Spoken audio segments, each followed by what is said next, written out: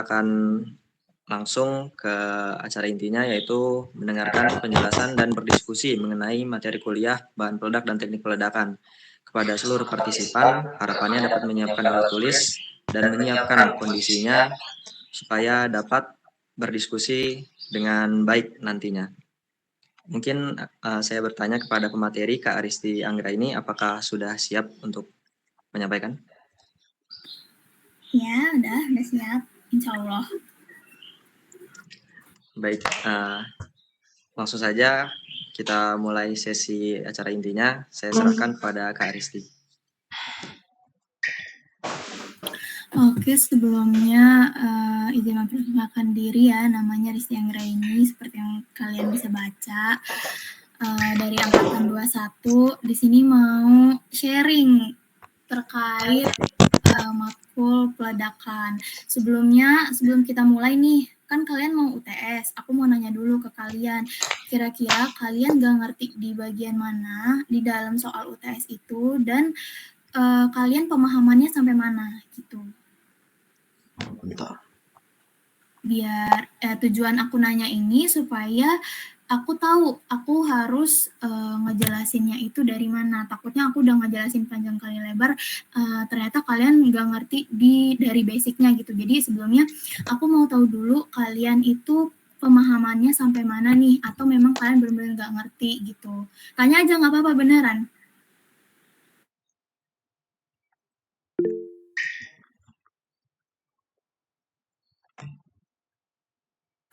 Iya boleh, Suryadi Akmawijaya. Oke Kak, izin masuk ya Kak, maaf nggak bisa on cam.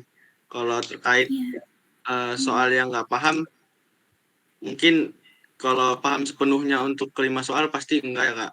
Terus kalau pemahamannya sampai mana, kalau dari saya pribadi, memang mendengarkanlah apa yang Pak Leo sampaikan, kayak mulai geometri peledakan, alasan memilih bahan peledakan, terus kayak ngitung geometri itu udah tahu lah, tapi kalau untuk paham gitu belum Kak. Jadi mungkin sampai di situlah kira-kira pemahamannya Kak. Oke, ada yang lain? Atau sama semua pemahamannya udah bisa sampai ngitung geometri, cuman masih agak-agak ngeraba-raba gitu? Atau gimana? Iya betul Kak. Iya Kak, meraba-raba. Oke. Mungkin kalian karena belum ke lapangan, jadi kalian belum tahu ya, kayak gimana sih sebenarnya gitu kan. Jadi ini aku izin share screen dulu ya.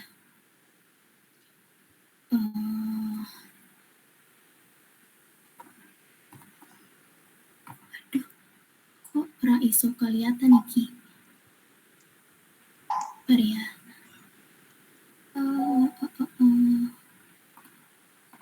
Nah, jadi aku tuh sebenarnya mau ngejelasin dulu nih ke kalian apa aja yang bakal aku bahas di sini. Oke, jadi pertama-tama itu, ini udah kelihatan belum materinya? Kelihatan Kak. Udah Kak. Udah kelihatan ya? Oke, jadi pertama-tama itu kan kita ada studi case-nya nih, di mana yang pertama itu Kak Alio mintanya rencana peledakan overburden-nya dalam 1 tahun yaitu 30 juta BCM. Nah, terus peledakannya itu dilakukan 20 hari setiap bulannya dengan density batuannya itu 2,7 ton per meter kubik. Sama bahan peledaknya itu 0,85 ton per meter kubik, which is ini bahan peledaknya tuh biasanya ANFO. Salah satu contohnya tuh studi case-nya tuh di tugas akhir aku, di mana bahan peledaknya tuh gunainnya tuh 0,85 dengan density batuannya 2,7 ton per meter kubik. Nah, untuk di sini soalnya tuh tinggi jenjangnya mintanya 12 meter dengan L per B-nya tuh 1-4, pilih aja. Di sini aku pilih berapa ya kemarin? Nah, itulah, lanjutlah. Terus sebelum kita melangkah lebih jauh, aku ngasih beberapa boundaries di sini. Kenapa aku ngasih boundaries? Karena akan keterbatasannya waktu. maupun aku cross check juga. Jadi memungkinkannya tuh yang pertama aku hanya fokus terhadap teori RLAS dan juga CJKO-nya.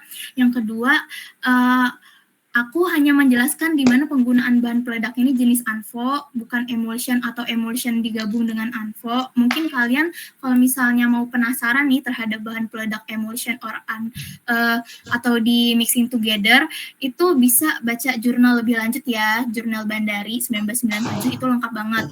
Terus yang terakhir itu aku nggak mempertimbangkan parameter ground vibration di mana aku nggak dapat nilai K sama N-nya itu. Karena harusnya itu untuk ground vibration itu setahu aku harus dapat data di lapangan dulu. Nah, daripada aku ngasih taunya yang salah-salah atau gimana, jadi aku memilih untuk tidak mempertimbangkan parameter ground vibration. Untuk parameter fly rock ataupun fragment dan lain-lain, itu aku masih bisa kasih ke kalian karena itu datanya aku ambil sendiri di lapangan, begitu. Oke, sekarang kita lanjut ya. Ada yang nggak ngerti atau paham semua? Paham, Kak. Oke, paham ya. Nah, pertama output dari ini aku harapnya kalian itu jadi bisa ngerti dari desain peledakan, geometri peledakan ini. Yang kedua, kalian tuh bisa menghitung powder factor sama fragmentasi, di mana powder factor sama fragmentasi ini saling berhubungan, maupun powder factor sama fly rock itu saling berhubungan. Terus sama blast scheduling. Sejujurnya blast scheduling ini adalah hal yang paling gampang di antara soal-soal yang lain ya teman-teman. Oke, lanjut. Kita bahas ke soal nomor pertama, di mana disuruh ngejelasin bahan peledak, aksesoris, dan oksigen balance yang akan digunakan. Jadi kan di sini kita ngegunainnya ANFO tuh, di mana dari segi pemilihan bahan peledak ini, cost ANFO itu lebih rendah dibandingkan emulsion. Kenapa? Karena karena ANFO ini itu kan terdiri dari amonium nitrat dan juga fuel oil. Jadi untuk bahannya itu lebih sederhana dibandingkan emulsion, di mana untuk emulsion itu harus ditambahin glass bag or others, belum lagi dicampur sama amonium nitrat dan lain sebagainya lah gitu kan. Nah, terus ANFO ini cocok digunakan pada lubang kering. Sebenarnya bisa juga sih pada lubang yang basah, cuman harus dipakein plastik liner. Kalian tahu nggak plastik liner itu apa? Baru dengar, Kak. Plastik yang membungkusi bahan peledak, Kak. Yang dimasukin Iya, benar. Benar. Jadi plastik liner itu kayak kalian tahu sosis yang ada plastiknya? Tahu, Kak, tahu. Nah, ibarat itu isiannya itu berupa si ANFO. Nah, kulitnya itu tuh plastik liner. Itu contohnya dalam keadaan basah. Nah, salah satu kasus nyatanya itu di pit tugas akhir aku ngambil data kemarin, itu lubangnya itu beberapa dalam keadaan basah. Jadi harus pakai plastik liner. Nah, terus kita lanjut ke zero oxygen balance ini ya. Kenapa ANFO itu harus 94,5 dan 5,5% fuel oil yang dikatakan berhasil di sini? Karena yang pertama, nih, kalau misalnya 92% AN dan 8% FO, dia tuh coba kalian lihat di reaksi kimianya, dia tuh menghasilkan karbon monoksida, yaitu CO. Nah, itu gas yang berbahaya bagi kita. Oke? Kopi? Nah, ya. Kak izin, Kak. Siapa tuh yang nanya? Iya, saya, Kak. Iya. Ini PPT-nya mau belum jalan apa gimana ya? Enggak, memang masih belum di jalan sini, ya? masih stay di sini. Siap. Iya, sekarang Oke, siap. Paham. masih di Anfo ya. Masih di Anfo, oke? Pada nggak sabar nanti. Hah? Gimana? Pada nggak sabar ini. Sabar ya teman-teman, sabar. Oke, jadi ini kursornya kelihatan nggak ya ke kalian? Ini bisa dicoret-coret gitu nggak sih? Gimana ya?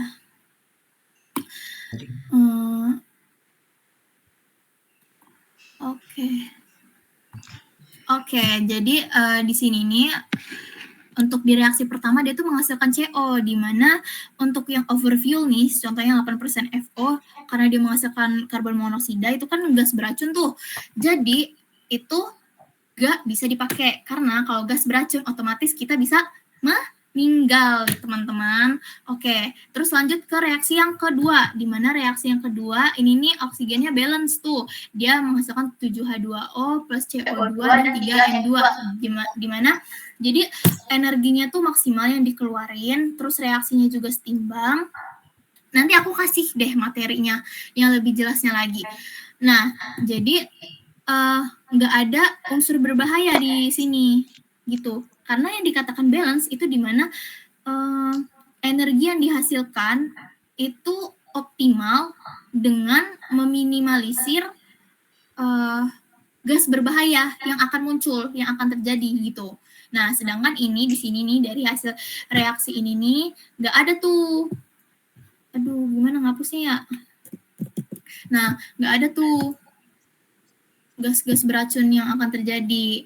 Nah, untuk reaksi yang ketiga, kenapa sih Kak nggak yang 96,6 AN sama 3,4% FO aja gitu kan? Nah, coba kalian lihat di sini hasil dari apa tuh namanya? Dari reaksi yang terjadi, dia tuh menghasilkan 2 NO, di mana gas ini ketika bertemu dengan atmosfer normal itu menghasilkan gas yang sangat berbahaya bagi manusia. Oleh karena itu, ini yang under fuel ini nih, ini juga bahaya guys. Gitu. Jadi yang berhasil cuman si 94,5 dan 5,5% FO gitu ya. Oke, kopi nggak di sini apa kalian masih bingung? Kopi Kak. Oke, jadi nomor 1 udah terjawab ya. Lanjut, kita lanjut. Ya. Mau nanya Kak. Ya. Oke, izin Kak, nama saya Akmal. Berarti terkait oksigen balance ini kita cuman ngejelasin reaksi kimia ini aja Kak? Atau kita perlu ngejelasin konsentrasi oksigennya juga Kak? Sebenarnya dari reaksi kimia ini udah cukup sih. Nanti aku kasih untuk penjelasan lebih detailnya ya. Itu ada untuk booknya. Dia ada ngejelasin dari mulai bentuk reaksi kimianya. Cuman menurut aku di sini jika ada perhitungan untuk oksigen balance ini yang dimaksud yaitu perhitungan reaksi kimianya gitu. Kenapa dia bisa menghasilkan gas berbahaya, bisa menghasilkan reaksi kimia yang optimal sama kayak overfuel, underfuel sama yang normal gitulah. Oh, oke Kak, makasih Kak. Iya, sama-sama. Gitu. Sekarang boleh lanjut? Mungkin kita lanjut ke soal nomor 2 ya. Nah, sebelumnya kita masuk ke desain geometri, di mana di sini kan disuruh merancang geometri peledakan menggunakan RLA, CJK-nya sama satu metode lainnya. Di mana satu metode lain ini aku nggak bahas. Itu tuh metodenya ada banyak, kayak contohnya IC explosive, rules of thumb, sama ada satu lagi aku nemuin, cuman aku lupa namanya. Cuman nanti aku kasih aja ke kalian, kalau misalnya kalian mau utak-atik di situ, nanti kan kita coba nih. Nah, nanti kalian kan udah mulai kerabat tuh gimana cara ngitungnya atau gimana gitu kan. Nah, pertama-tama kita tuh harus tahu nih pattern dari peledakan ini kayak gimana gitu kan. Contoh di sini, pola peledakannya tuh ada yang bentuknya tuh persegi, ada yang bentuknya tuh persegi panjang, sama ada yang bentuknya tuh zigzag atau staggered pattern, di mana sejujurnya tuh lebih banyak penggunaan staggered dibandingkan yang square pattern ataupun rectangular pattern. Hal ini nih, kenapa sih? Coba kalian ada yang tahu nggak kenapa bentuknya tuh harus zigzag? Kebanyakan yang dipakai di lapangan dibandingkan dua pola pengeboran yang lain. Ada yang tahu nggak?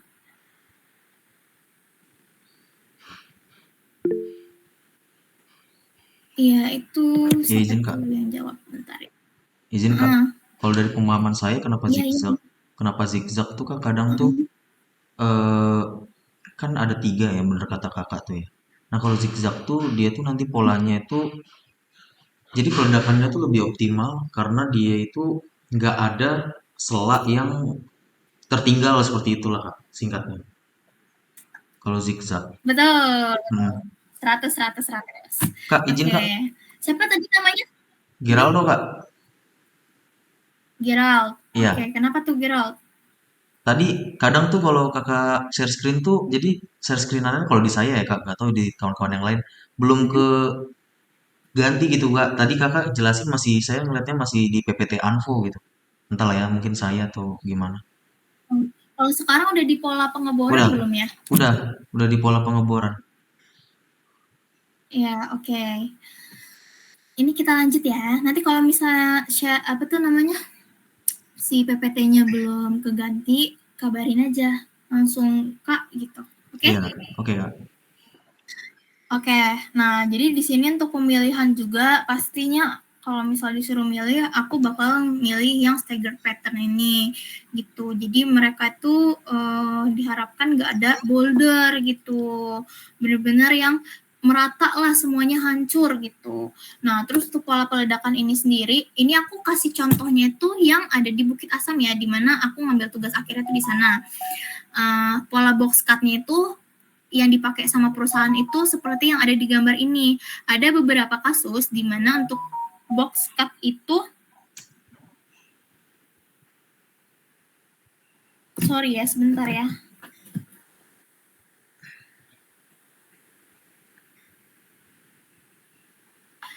Oke, kita lanjut ya. Nah, ada beberapa kasus di mana untuk box cut ini bentuknya tuh dia tuh kayak Exelon, bentuknya tuh kayak Exelon, cuman jadi double gitu loh atas bawah. Ini kan kayak cuman satu wilayah kan, nih di atas. Nah, di bawahnya tuh ada lagi kayak box cut gini, nih. Cuman talinya tuh dia tuh lurus gitu. Oh, sorry. Nah, biasanya tuh untuk aku pribadi kemarin waktu pas tugas akhir yang dipakai sama perusahaan itu Exelon Cut sama Box Cut. Nah, Box Cut ini dipakai kalau misalnya deket sama area jalan utama. Jadi untuk tidak mengganggu, untuk fly rock ini supaya nggak kemana-mana, itu jadi pakainya tuh Box Cut gitu. Sama Exelon, karena lebih baik gitu loh. Karena kan kalau Exelon kan kayak cuman bergeser gitu daripada Vicat. Vicat kan kalau Vicat itu tuh contohnya gimana ya, dia tuh lebih ke arah runtuhannya. Jadi runtuhannya tuh kayak ke depan gitu. Misal ini area free face ya, ini kan ini misalnya area peledakan, ini kelihatan nggak ya di kalian? Kelihatan nggak? Kelihatan nggak? Oke. Nah, jadi kalau misalnya Vicat itu, ini kan kita lihat nih, V-nya tuh kemana? Nah, biasanya yang ngerucut itu arahnya, ini kan berarti arahnya ke atas tuh. Nah, kemungkinan dia tuh arah runtuhannya tuh ke atas. Kayak gitu biasanya. Ngecun nggak? Atau masih bingung? Kalau bingung bilang ya. Izin Kak, boleh diulangin nggak Kak? Oke. Jadi ini sebenarnya kalian tuh bisa ngeliat dari sini nih. Dari pola peledakan yang pertama ya, yang Exelon nih. Kalau Exelon itu dia tuh bergeser. Ini gesernya kemana sih? Ini kan initiation point. Initiation point itu di mana titik peledakan pertama. Nah, ini. Nah, terus dia ini tak tak tak tak tak tak tak tak tak tak tak tak tak tak tak gitu kan. Dia meledak ini berurutan gini tak tak tak tak tak tak gini sesuai sama garis nih kan. Aduh. Nah, terus arah runtuhannya otomatis ke sana dong. Ya enggak? Ya enggak? Siapa tuh yang nanya? Langsung ngomong aja nggak apa-apa. Kak, mungkin ini Kak, tanda panah kan ada banyak tuh Kak, ada biru, kuning, sama merah. Maksudnya Ya. apa ya Kak? Ya. Oke, yang biru itu tuh gimana ya nyebutnya tuh, itu tuh kabel utama. Kayak contohnya gini, kalau dia bahasa di lapangan itu bahasa mudahnya kayak tulang ikan. Jadi tulang ikan itu kan punya apa tuh namanya, kayak gini ya, ada tulang siripnya kan, iya nggak sih? Ya nggak? Dan di sini Iya, Kak, bener, ada Kak. tulang utamanya. Nah, yang biru itu tuh tugasnya tuh sebagai si tulang utamanya itu. Dia yang ngedarin energi ledakannya itu ke si sirip-siripnya ini, tak tak tak tak gitu loh. Jadi ini pertama duluan yang meledak, sambil setiap ini kena nanti kan ini meledak. Nah, ini lagi kena lagi, ini meledak tak tak tak gitu. Delaynya udah lama gitu. Ngerti atau masih bingung? Sebenarnya kalau nggak di lapangan bingung sih kalian, bakalan bingung. Ya, langsung ngomong aja. Aku mager Izin, Kak. bolak-balik. Saya Fajar. Jadi intinya itu yang panah tanda biru itu nggak meledak secara barengan kan, Kak? Misalkan kalau misalkan dari yang titik awal ledak yang pertamanya itu kan ada panah biru pertama, panah biru kedua, itu berurutan berarti Kak ya. Berarti dia nyelesain Iya. yang pertama dulu, habis itu baru lanjut kedua, baru ketiga gitu dan seterusnya gitu ya Kak ya. Jadi gini, ini nih misal 25 milisekon yang warna biru. Yang biru itu 25. Terus kalau misalnya si siapa yang warna merah itu 103 gitu. Jadi tergantung sama milisekon ini berapa milisekon mereka ngeledaknya gitu sebenarnya sih. Kadang gimana ya? Aku stop share dulu ya. Aku ada video peledakan sih.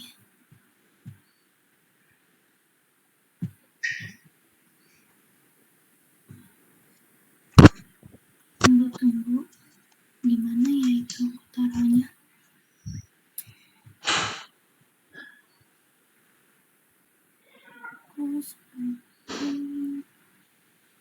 Video blast nih.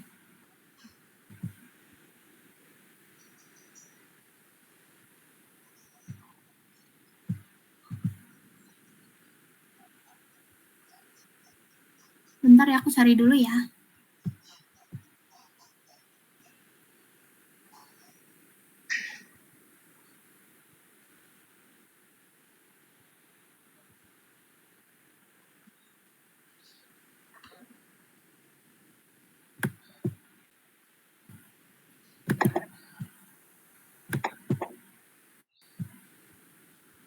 Oke.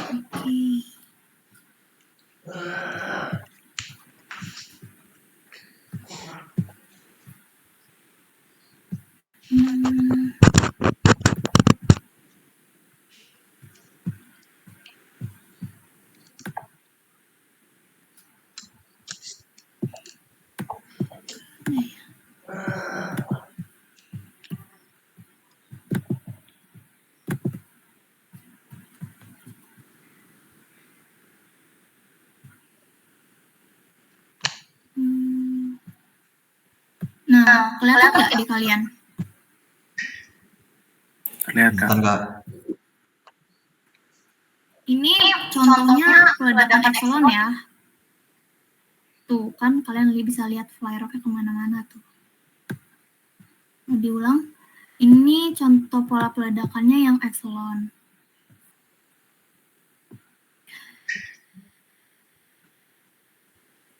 Tuh, yang ujung-ujung itu pasti udah sirip itu. Tuh, nah kalian bisa ngeliat nih di sini nih. Ini salah satu contoh reaksi unfold ketika ketemu air. Dia tuh menghasilkan gas beracun, fumes. Itu. Oke.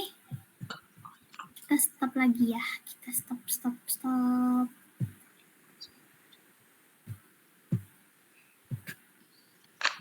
Kita lanjut ya? Atau masih belum ngerti? Ini Kak, nanya Kak. Iya, boleh. Tanya aja.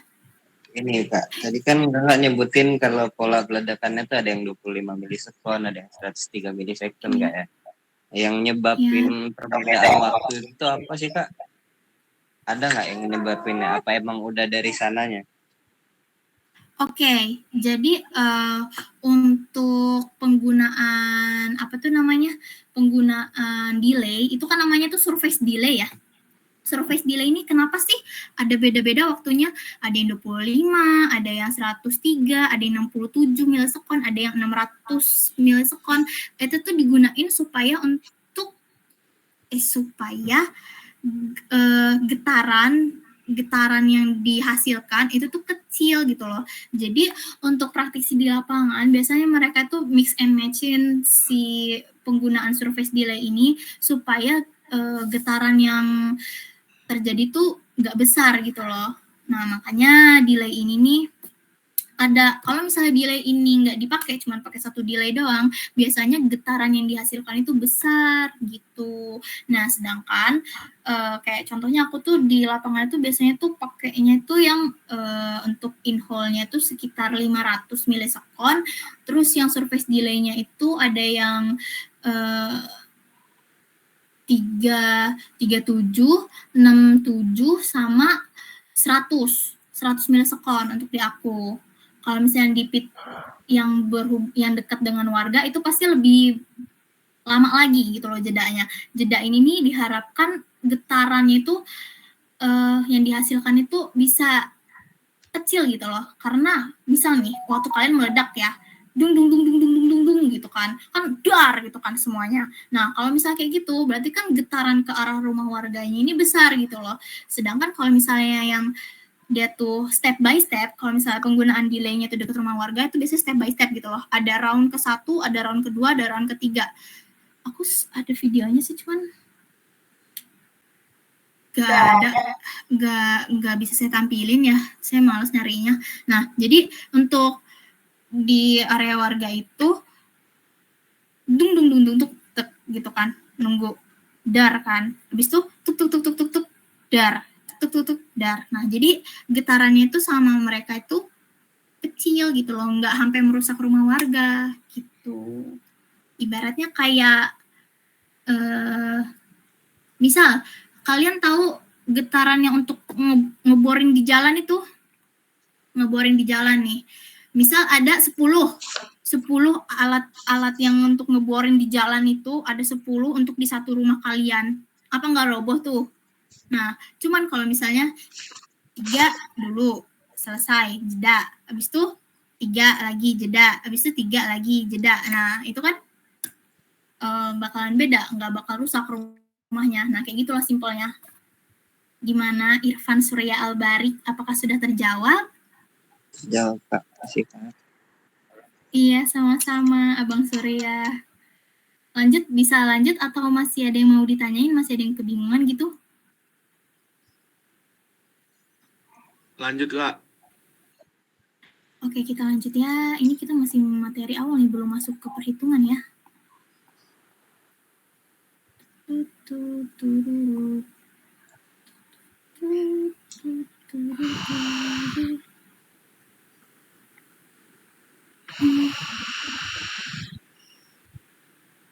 Udah kelihatan belum ya? Kelihatan lah ya. Kelihatan nggak? Oke, kita lanjut. Ini polanya. Jadi aku tuh di sini untuk pola peledakannya pasti aku pakainya yang stagger ya, yang zigzag. Untuk pola peledakannya kalian bisa mix and matching sendiri sesuai dengan kelompok kalian yang kalian mau gitu. Kita lanjut ya.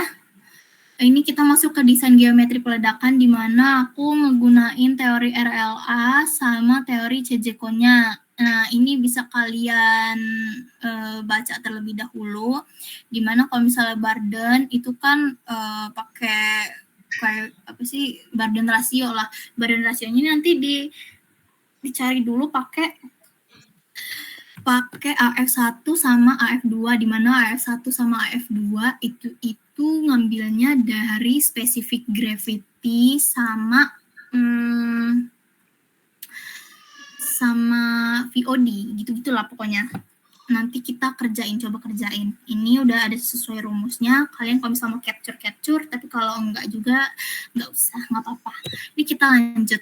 ke aksesorisnya, dimana kalau aku kemarin pakainya tuh ada karena Anvo, jadi ada cartridge-nya nih si dodol ini. Nah di dodol ini nih ditusuk nih sama si in-hole delay ini. In-hole delay ini ditusuk ke cartridge ini, terus iya lanjut. PPT-nya di saya belum berubah ya Kak, ini masih di pola pengeboran. Waduh, masih di pola pengeboran ya? Iya, kalau di saya nggak tahu sih kawan-kawan lain. Kalau yang lain ini baru berubah aksesoris. Gini aja lah ya.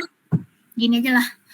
Nah, jadi si cartridge ini atau si dodol ini dimasukin dulu ke dalam. Dimasukin ke dalam, misal nih, ada suatu sosis, lubang sosis ya. Kalian coba umpamain ini lubang sosis. Nih, ini misal plastik linernya lah ya. Nah, ini diikat dulu kan pakai tali. Gitu. Nah, udah diikat pakai tali, terus dimasukin nih si cartridge yang udah ditusuk pakai si in-hole delay ini. Masukin dulu ke dalam. Nih, ini sosisnya.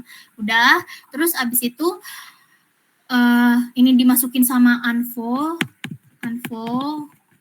Nah, udah dimasukin sama Anvo, ini diikat, di atasnya diikat, udah diikat, habis itu ditutup pakai material stemming. Tahu nggak kalian material stemming itu apa? Serpian dari pengeboran nggak? Ya. Ya, betul. Yang gunanya untuk nutup lubang ledak ya. Oke. Lanjut ya, kita lanjut. Nah, setelah itu udah ditutup tuh. Nah, nanti si kabel ini kan masih ada nih yang mencuat ke atas nih. Nah, kabel ini baru di-connecting sama si surface delay ini, guys. Gitu loh. Simpelnya begitu. Untuk aslinya itu aku ada fotonya nggak ya? Nantilah ya itu. Ini kita lanjut dulu. Terus abis itu ini udah aksesorisnya ya, sama ini deto. Deto ini nanti kalian tahu tadi aku ceritain tentang initiation point ya. Initiation point itu kan lubang ledak pertama. Nah, di lubang ledak pertama itu ada kabelnya yang di apa namanya?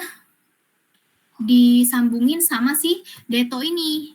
Nih kabel surface delay ini yang di initiation point itu disambungin sama si deto ini. Nah, deto ini nanti apa tuh namanya? Biasanya tuh dipanjangin lagi pakai kabel gitu, ada dililit sama kabel untuk dia tuh apa namanya? Ke si koblanya itulah. Apa tuh namanya, si blastmatnya itu. Iya ya. Itulah pokoknya. Nah, terus sudah dilakukannya peledakan, habis itu kita ngitung fragmen. Nah, hitung fragmennya ini kita tuh pakai metode Kusram, perhitungan Kusram. Nah, ini rumus-rumusnya udah aku screenshotin ke kalian. Terus kita mulai masuk ke mana tuh namanya? Soal aja ya. Masuk ke soal. Ini masih di sini ya.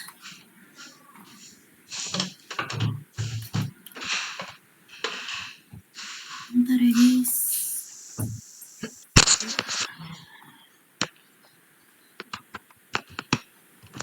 Excelnya udah kelihatan belum ya di kalian? Sudah lah. Ya, jadi ini semalam aku buat. Semalam, terus untuk yang diketahuinya kan ini nih OB-nya 1 tahun tuh 30 juta BCM, peledakan per bulannya itu dia mintanya 20, density batuannya 2,7 ton per meter kubik, tinggi jenjangnya itu 12 meter, terus L per B-nya itu 2, 1 sampai 4 lah. Terus di sini burden rasio standarnya itu aku pakainya 30. Ketentuan 30 ini karena masih apa ya, tergolongnya itu termasuknya soft sih di aku kemarin, makanya aku pakai burden rasionya 30 gitu. Ada juga yang bisa masuk ke burden rasio medium. Burden rasio mediumnya itu angkanya itu 25. Cuman aku di sini pakainya 30 karena aku kemarin itu masih termasuk soft ya di aku. Nah, terus ini untuk spesifik gravity batuannya, ini nih tinggal 2,7 ton per meter kubik. Ini diganti satuannya jadi LB per feet ini. Nah, dapatlah 168,55. Terus untuk spesifik gravity in situ-nya, ini nih memang 160. Terus yang spesifik gravity bahan peledak kan 0,85 tuh di soal. Nah, untuk bahan peledak standarnya ini 1,2. VOD-nya aku pakai kayak di tugas akhir aku 12.290 fp per S sama standarnya 10.498. Terus ini AF1 ini itu kalian dapetin dari spesifik gravity in situ standar dibagi spesifik gravity batuan dipangkatin 1/3. Itu dapat AF1. Nilai AF1. Atau kita mau coba kerjain bareng. Kita kerjain ulang. Jadi ini dibagi ini. Jangan lupa kita kurungin. Pangkat 1/3. Oke. Sama ya. Terus untuk yang AF2-nya ini itu didapetin dari spesifik gravity bahan peledak dikaliin sama VOD yang dipakai per untuk yang standarnya nih sama-sama dikaliin dipangkatin 1/3 itu.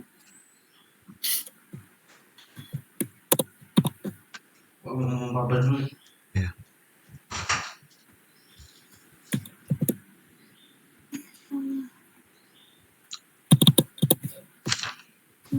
Ini kalau sama pakai yang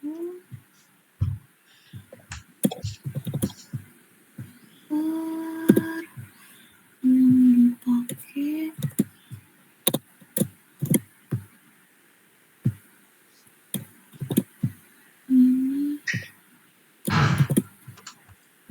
Kak, izin Kak. Ya. Kenapa VOD handap kakak itu makanya 10.498? Kalau di catatan saya tuh yang dari Pak Alio Kak, VOD standar tuh Standarnya 12.000. Kenapa gitu ya Kak? Nah, ini studi case-nya aku tuh di lapangan, guys. Ini kan aku nyesuaiin sama yang di lapangan. Kenapa gitu? Karena apa tuh namanya? Flyrock ini juga untuk Flyrock itu kan ada perhitungannya tuh, perhitungan awalnya. Nah, aku tuh pakai perhitungan awalnya tuh dari yang di lapangan juga gitu, guys. Jadi aku sesuaiin sama yang ada di lapangan aku gitu. Tapi kalau misalnya kalian mau pakai VOD standarnya 12.000, it's okay, nggak apa-apa. Itu.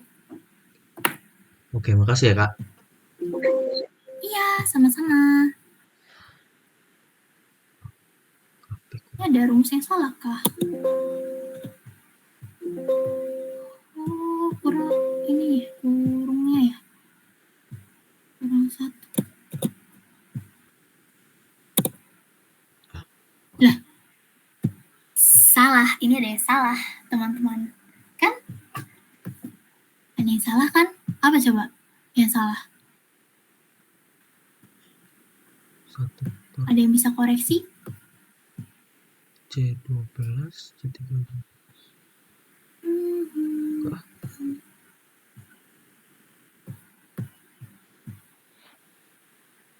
Oh, ini. C10.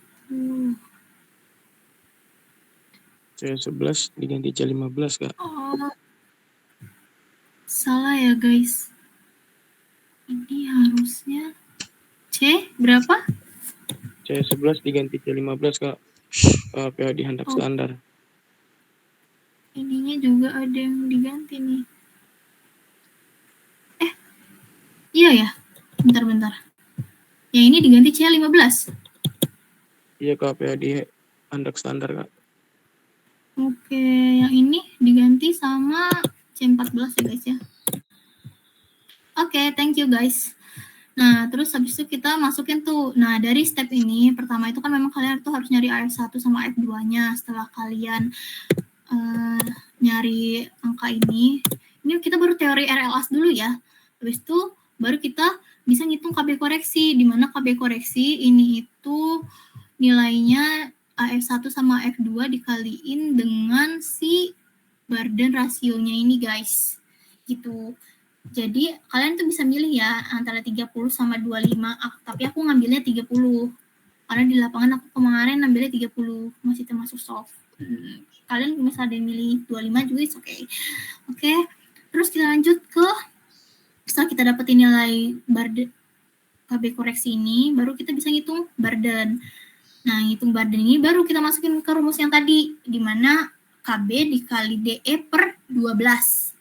Itu hasilnya fit, dalam bentuk fit. Habis itu kita konversiin ke meter, di mana menghasilkannya itu 4,4 meter. Nah, jadi untuk ini aku kali 0,3048, di mana untuk satu, itulah, pokoknya gitulah. Satu fit itu 0,3048 meter. Makanya aku kaliin 0,3048. Gitu. Nah, terus habis itu kita tinggal ngikutin aja nih. Badannya udah dapat, spacingnya ini kan kalau RLAS itu dia tuh ada rasionya ya. Rasionya itu apa nggak salah kalau spasi itu dari 1 sampai 2 apa nggak salah, 1 sampai 2 dikali dengan burden. Itu kalau spasi. Kalau stemming ini sorry bukan punya ini. RLAS guys. RLAS. Ya, ini 1 sampai 2 untuk koefisiennya.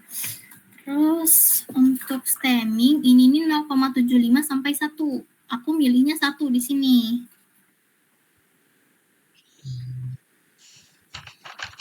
Tahu enggak?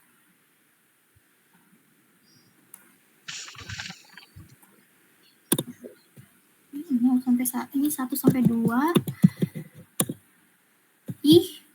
Ada yang bisa tahu? Ada yang 1 titik.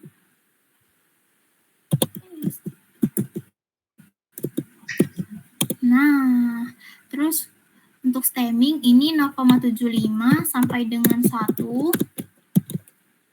Ini kalian bisa milih, makanya kenapa nggak mungkin nilai kalian itu bisa sama yang dihasilin, karena ini kalian tuh bisa milih gitu, kecuali konya ya menurut aku.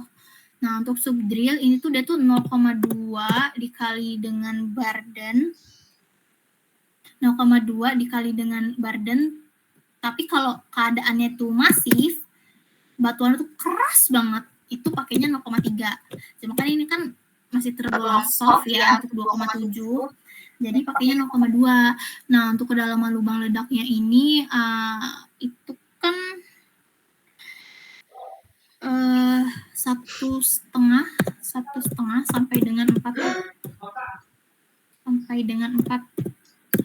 Aku makainya di sini 2,65.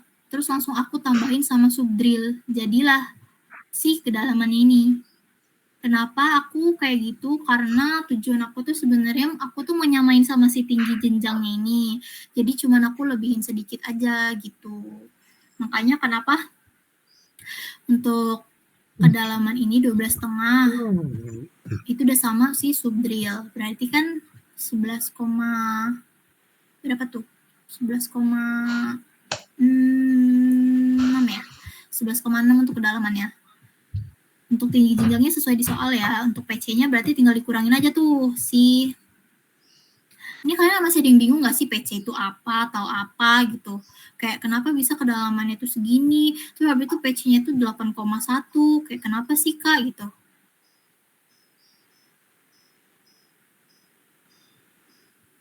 Ada yang bingung? Teman-teman?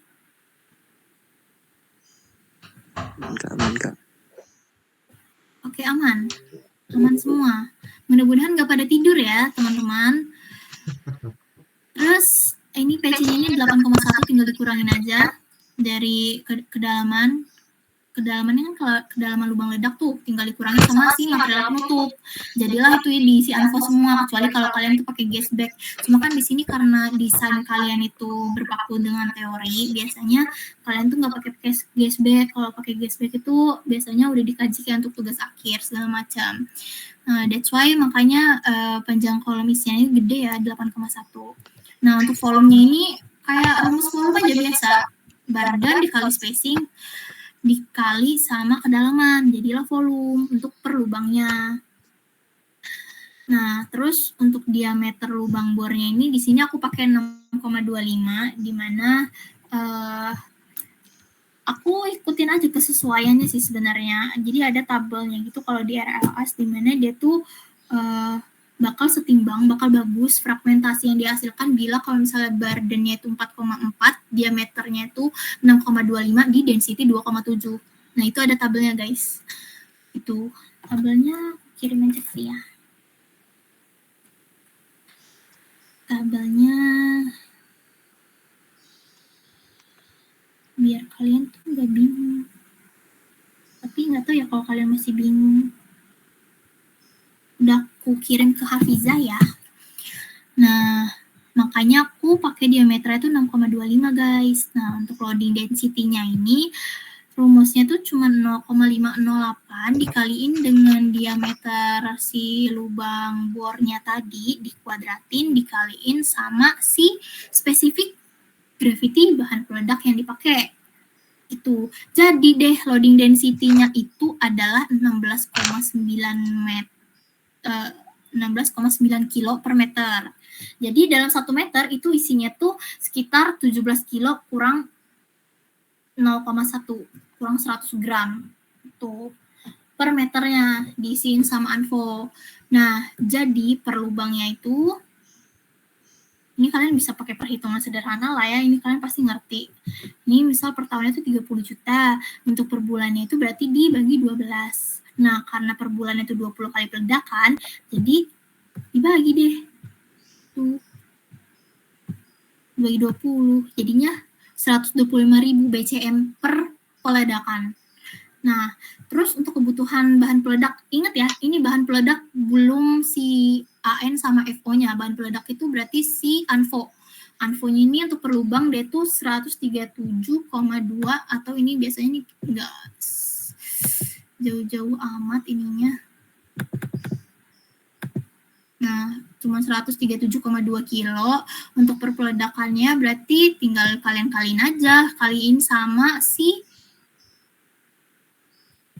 lubang. Lubangnya itu ada berapa? Nah, di sini lubangnya itu didapetin dari untuk per peledakannya, kalau kalian tahu rumus sederhananya itu mana ya? Si area peledakan ini dibagi sama volume. Dapat deh. Nih. Kalau untuk dalam 1 kali peledakan ya, dalam 1 kali peledakan itu bagi sama ini, harusnya sama ya. Nah, ini kalian buletin. Kan nggak mungkin tuh 303,41 lubang, kan aneh, 0,41-nya kayak gimana. Jadi biasanya dibuletin jadi 304 lubang atau 303 lubang, kayak gitu. Lanjut, setelah itu udah dapat tuh per peledakannya berapa karena dikali tadi sama total lubang ledaknya. Setelah itu untuk per bulannya kan karena dalam 1 bulan itu 20 kali peledakan, makanya dikali 20. Setelah itu baru dia per tahunnya dikaliin sama per bulannya. Kayak gitu sih, berurutan doang. Untuk powder factor-nya ini sendiri, kalian ada yang tahu nggak powder factor itu untuk apa sih sebenarnya? Itu apa ya? Bisa apa gitu? Kayak kalau misalnya powder factor semakin besar, artinya fragmennya kayak gimana? Fragmen yang akan dihasilkan tuh kayak gimana? Ada yang bisa jawab?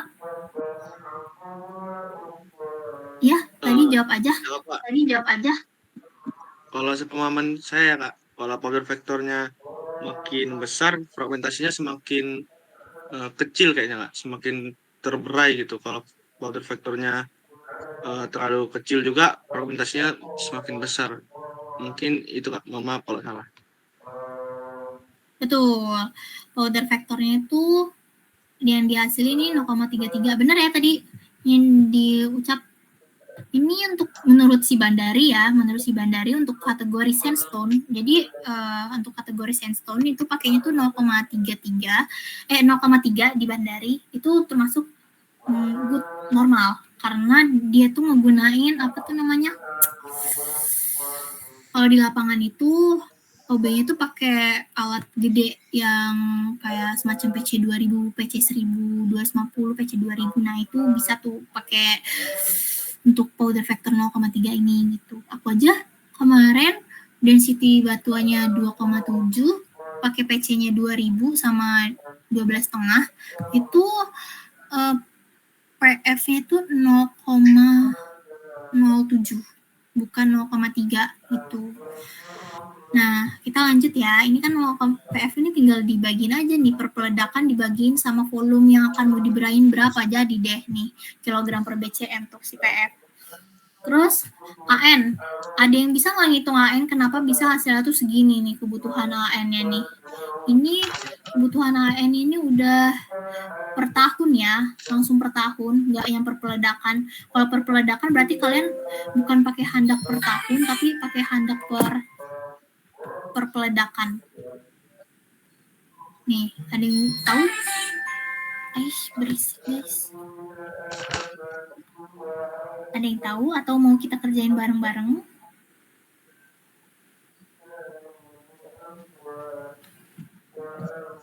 Kenapa ya? Oke, karena diem aja mending kita kerjain bareng-bareng ya guys, biar nggak lama. Jadi ini tinggal dikaliin aja nih, kalau 94,5% itu kan berarti 0,945 ya sebenarnya kalau untuk dijadiin angka biasa, bukan persen. Itu tinggal dikaliin aja nih sama jumlah bahan peledaknya per tahun itu berapa. Nah, terus udah gitu dapat tuh nilainya nih 900 berapa ini? 9.460.717,988 atau kalau kita buletin ini 9.460.718 kilo AN amonium nitrat. Nah, sedangkan untuk solarnya, nah ini nih kalian jangan sampai terjebak untuk soal di bagian solar ya, dimana untuk solar ini kan 5,5% nih dari kebutuhan bahan peledak, jadi 5,5% dari si handa ini per tahunnya berapa tuh kan. Nah, udah gitu, udah dapet nilai ini, baru deh kalian itu bagi sama 0,8. Ada yang tahu nggak sih kenapa harus dibagi sama 0,8?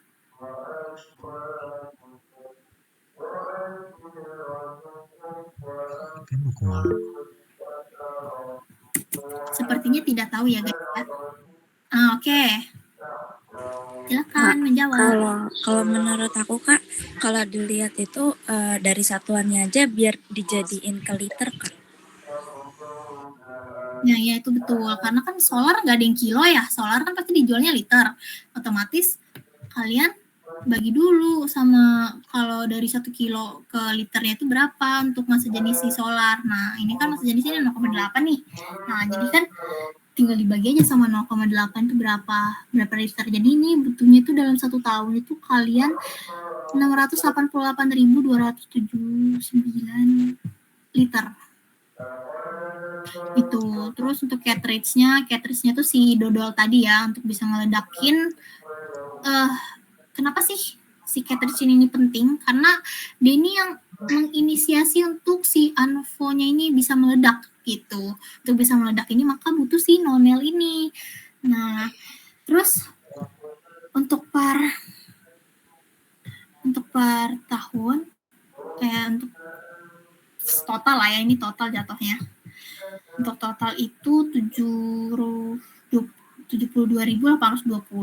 Tapi untuk dalam bentuk kilo, karena si nonel ini nih, itu namanya si dodol ini 0,182, kita kaliin sama jumlah total dalam 1 tahun. Ini kan dalam 1 tahun nih. Nah, dalam 1 tahunnya itu jadi dia tuh sekitar 13.253 kilo. Nah, Itu guys, itu yang RLAS. Udah sih itu doang kalau untuk RLAS. Nah, untuk yang CJKO-nya ini disesuaikan aja sama rumus yang tadi. Mana sih rumus yang tadi? Coba kita masukin ya.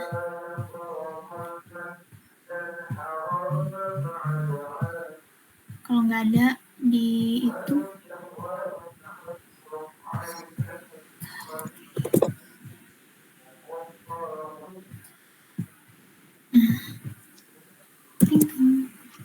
sorry ya kalau ini Excelnya mungkin kalian agak ngebingungin karena ini ngebuatnya buru-buru baru semalam.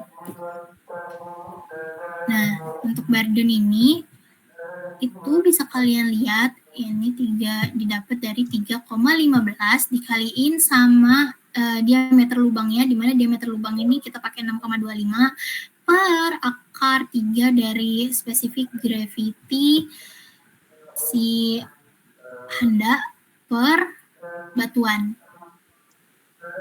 Terus dapatlah tuh untuk si burdennya ini 4,08 meter. Untuk spacingnya sesuai ketentuan tuh H plus 7B per 8. Didapetin ini H ini H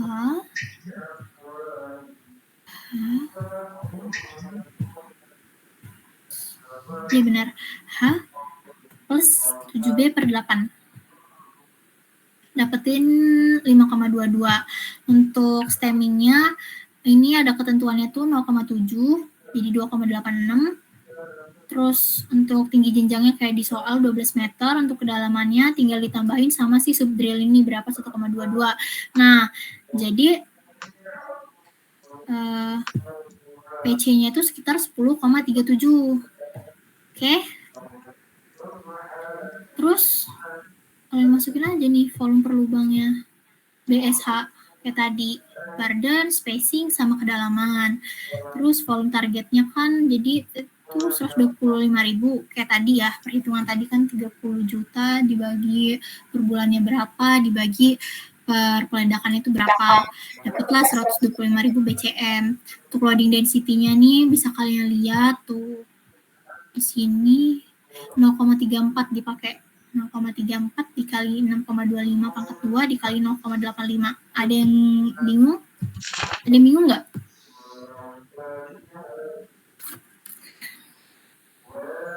Coba tengok mana tadi? Kalau nggak ada yang bingung, kita lanjut.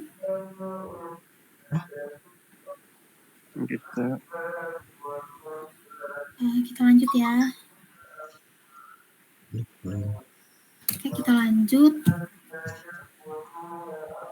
Ini sebenarnya bikin kalian pusing sih, karena kan ini perhitungan semua ya. Cuman pasti kalian suka. Handak per peledakan itu sama ya kayak perhitungan tadi tuh. Kan handak per lubangnya udah dapet. Jadi tinggal dikaliin aja nih sama total lubangnya itu ada berapa. Nih, total lubangnya itu dibagi nih. Antara volume target sama volume per lubangnya. Tinggal dibagi, dapet deh tuh. Volumenya berapa? 443. Dapet deh Handa per peledakan itu berapa, terus Handa per bulan itu dibutuhin berapa, per tahunnya berapa, selanjutnya nanti ngitung AN sama fuel oilnya sama kayak tadi, nggak perlu dijelasin 2 kali karena pasti kalian udah ngerti. Terus untuk PF-nya sama aja, itu dari volume target dibagiin sama Handa per peledakannya. Oke, udah dapet tuh nilainya semuanya. Terus kita ke perhitungan Kuzram. Sorry banget kalau ini masih berantakan. Jadi ada parameter BI-nya atau Blast Stability Index, di mana untuk parameternya itu ini ya guys ya, di pembobotannya nih. Ini. Dan asal kalian tahu kalau namanya parameter ini nih harus dilihat secara langsung. Nah, kemarin ini kita ambil satu studi kasus di sana ya. Kemarin itu aku ngedapetin data, atau kalian juga bisa nih, karena kalian belum ke lapangan, terus kalian mau ngitung fragmennya gimana Kak? coba kalian cari untuk 2,7 ini kan bisa limestone, bisa sandstone, disesuaikan aja kalian tuh mau apa yang diledakin, kalian cari-cari jurnal. Nah, yang ngebahas fragmen, itu tuh biasanya ada parameter indeksnya tuh, parameter blastability indexnya. Kalian bisa pakai nilai itu. Nah, untuk aku pakai nilai RMD-nya itu 20, joint plane spacing-nya itu 10, joint plane orientation-nya itu 10, untuk SGI-nya ini tinggal dikaliin sama si apa tuh density batuannya 2,7 dikurangi 50 dapatlah sekitar 17,5 dengan hardness-nya tuh 4, di mana dia tuh nggak bisa kegesek sama kuku, cuman dia tuh gampang patah. Itu makanya hardness-nya tuh 4. Kalau 5 kan dia tuh udah kayak gigi kekuatannya. Nah, makanya aku naruh hardness-nya 4 itu. Atau bisa jadi kalian di pakai yang jurnal juga, it's okay. Terus habis itu kita masukin deh ke rumus blastability index, di mana nih kita coba lihat ya untuk rumus apa tuh namanya, rumus blastability index itu aku nggak naruh di sini ya, blastability index ya. Untuk rumusnya itu 0,5, terus semua ini parameter ini, kelima ini 1, 2, 3, 4, 5 ini ditambahin semuanya. Tuh, kalian bisa lihat kan rumusnya. Jadi deh sekitar 30,75 dengan si faktor batuan, nilai faktor batuannya itu dari si blastability index ini dikaliin sama 0,12. Jadi deh faktor batuannya 3,7. Nah, ini aku masukin volume lubangnya tuh pakai RLAS. Ya, ini salah satu contohnya tuh pakai volume RLAS. Gimana kalau misalnya terus Q-nya ini nih muatan handaknya per lubangnya pakai yang RLAS juga. Gimana kalau misalnya pakainya yang konyak? Coba ya, kita pakai yang konyak ya. Volume lubangnya ini, oh iya, volume lubangnya itu aku kurangin sama si subdrillnya. Gitu. Karena biasanya tuh yang diambil itu, yang ngejar targetnya itu adalah sampai si jenjangnya aja. Kan tujuannya blasting itu untuk ngeratain si jenjangnya itu kan. Nah, biasanya di area subdrill tuh cukup retak doang, tapi dia tuh nggak diambil gitu loh, untuk memudahkan aja sebenarnya gitu. Nanti waktu ketika mau secondary blasting atau gimana gitu. Terus ini kita coba pakai yang konyak atau mau RLAS aja cukup. Oke, kita selesai dulu yang RLAS aja ya. Terus ini RWS Anfo-nya aku pakai yang 100. Kayaknya Palio juga pakainya 100 deh. Terus ini, X ini, itu merupakan si ukuran rata-rata fragmen. Ukuran rata fragmennya kalau misal kalian kelihatan di share screen, atau ini kalian bisa zoom tuh. Ini faktor batuan dikaliin volume batuan per lubang per handak tiap lubangnya dipangkatin sama 0,8 tuh, sesuai sama di soal. Terus habis itu kalian kaliin lagi handa dipangkatin sama 0,17. Terus kalian kaliin lagi tuh sama RWS Anfo per 115 dikaliin minus 0,63. Oke, dapatlah tuh ukuran rata-rata fragmennya 21,15. Nah, untuk si N-nya ini merupakan indeks keberagaman apa ya? Iya, oke, benar. N-nya itu indeks keseragaman. Ini kalian bisa lihat sendiri. Soalnya agak panjang.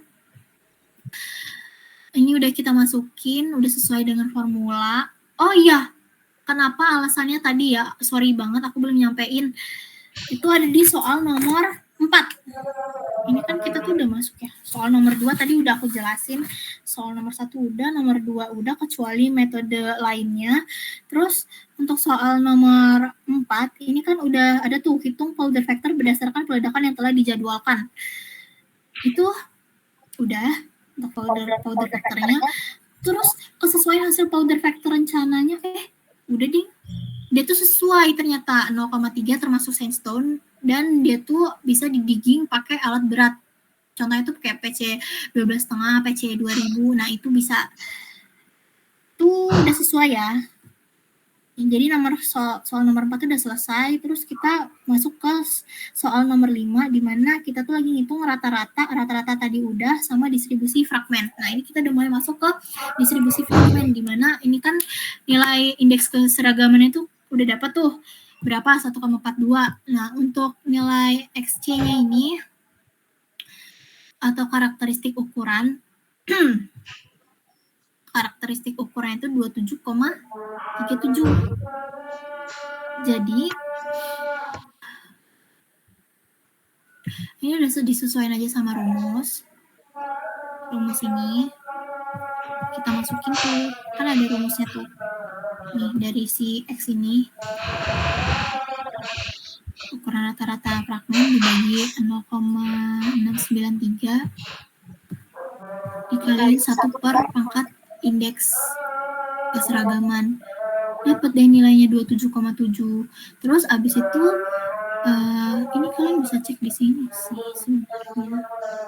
Jadi didapetin kalau R10 itu 59,57% yang lolos. Untuk R20-nya tuh 35,48. Inilah nih, kalian bisa lihat nih dari sini nih, biar nggak bingung.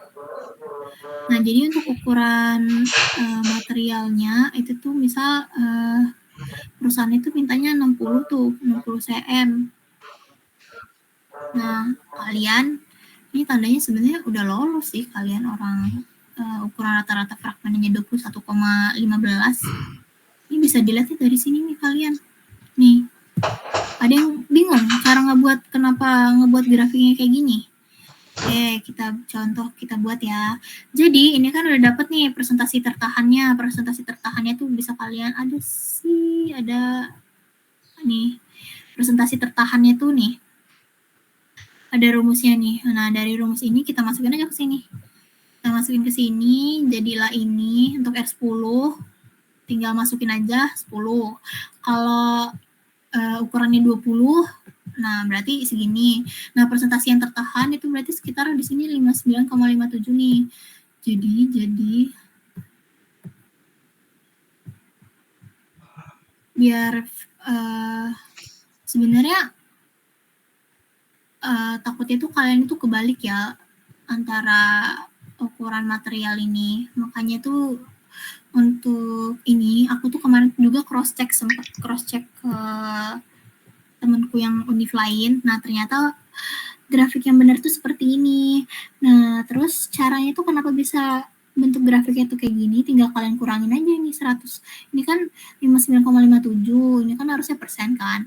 Nah, berarti kalau misalnya persen kan tinggal ini dikurangin 100 dikurangin si 59,57 ini dapat 40,3. Nah, nanti yang dimasukin ke grafik itu tuh yang ini. Ini sebenarnya. Biar jadi grafiknya tuh bagus. Kayak gitu. Itu yang Kuzram. Terus kita masuk ke yang Flyrock. Flyrock ini lebih pening ya sebenarnya di antara yang lain. Mudah-mudahan kalian masih bangun, tidak tidur. Coba kita cross check dulu ya. Aduh, aku save ternyata. Teman-teman masih pada bangun? Masih aman, Kak. Masih, Kak. Aman, Kak. Kalian bingung nggak?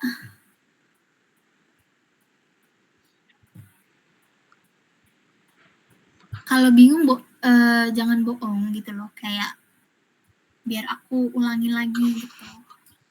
Kalau ada yang masih bingung di bagian mananya gitu. Tapi kalau mau lanjut aja ya. Gak apa-apa. Nah.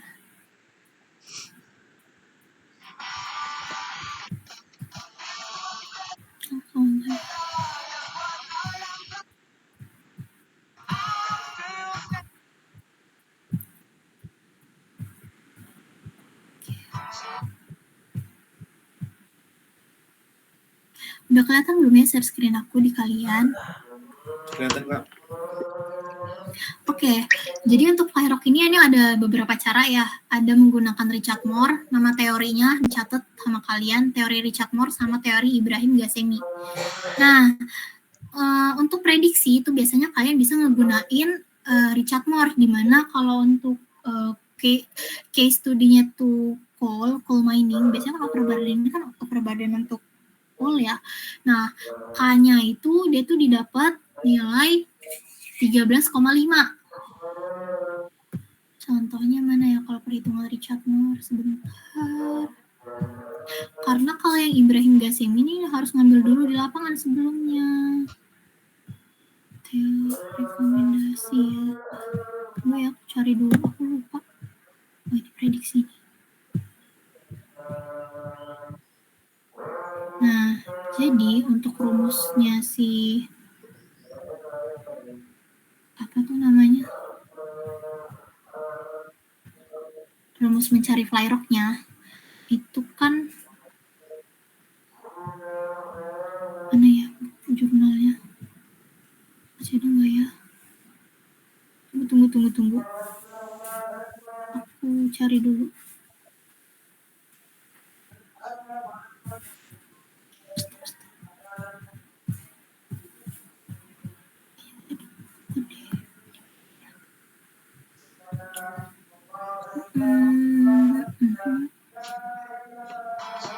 Oke.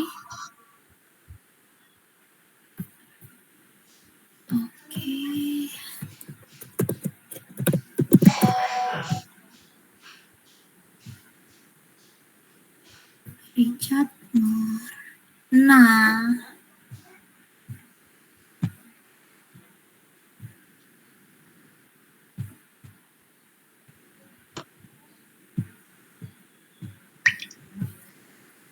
tadi fragmen udah, grafik udah, soal nomor 5 udah, berarti masuk ke soal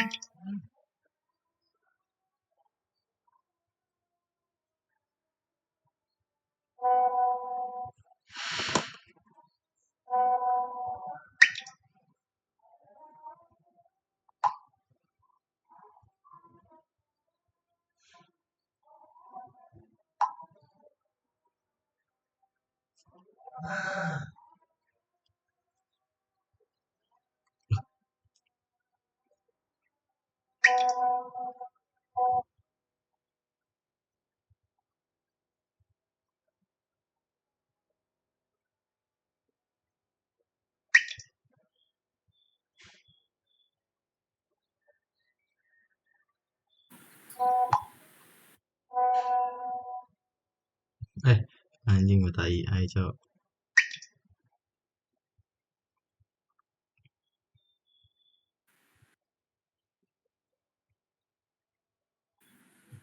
Sorry guys. Kedengeran nggak suaranya sekarang? Kedengeran Kak. Oke, kedenger ya.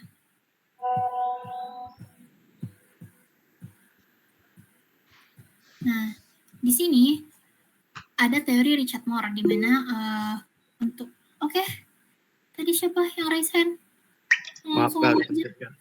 Oke. Untuk teori Richard Moore ini dia tuh ngegunain Barden sama koefisiennya tuh stemming. Nah, untuk Barden sendiri biasanya Richard Moore itu pakai Bardennya Barden awal, bukan Barden biasa. Jadi contohnya kalau tadi itu kan Bardennya tuh 4,4, kalau yang RLA berarti bagi 2-nya sekitar 2,2 ya. Nah, ini kita masukin ya. Ini nih untuk konstantanya kalau K kuadratnya. Kita screenshot deh. Biar nggak bingung.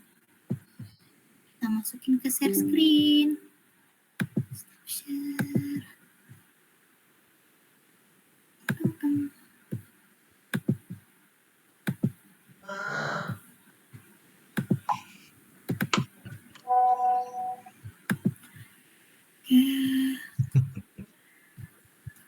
Kita masukin ke sini. Ini rumusnya.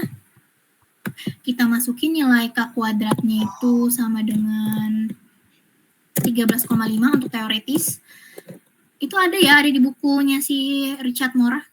Terus untuk T-nya itu 9,8 of course. Terus jangan lupa ini dipangkatin kuadrat. Kuadratin nilainya.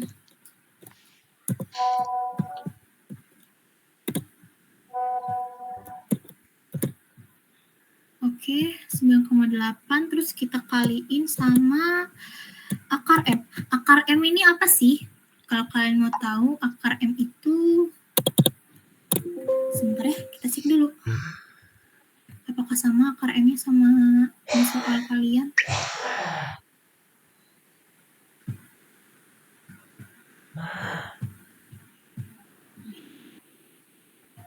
Oh, loading density ya. Jadi loading density tadi berapa yang RLS? Ada yang ingat? Artinya enggak. Sebenarnya tidak ada yang ingat.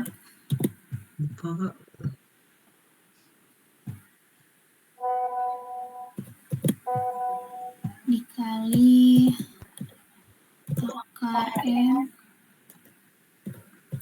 SQRT dari 16,9 terus per burden-nya itu tadi 2,2 karena dibagi. Ya ingat ya, burden awal tuh dibagi dari burden, setengah dari burden. Burden awal tuh setengah dari burden, oke? Tuh. Terus dipangkatin 2,6. Pangkat 2,6. Hitung. Oke. Salah? Enggak. Oh, nah ini. Didapetin lah nih nilai flyrock-nya itu sama dengan flyrock. Kok gitu? Nah, flyrock ini 94,5 meter. Allahu Akbar.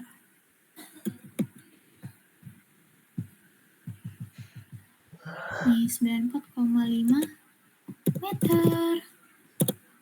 Gitu sih. Gitu guys. Ada yang masih bingung untuk ngitung flyrock? Nanti habis itu kalian rapiin aja masing-masing di Excel kelompok kalian masing-masing. Udah deh.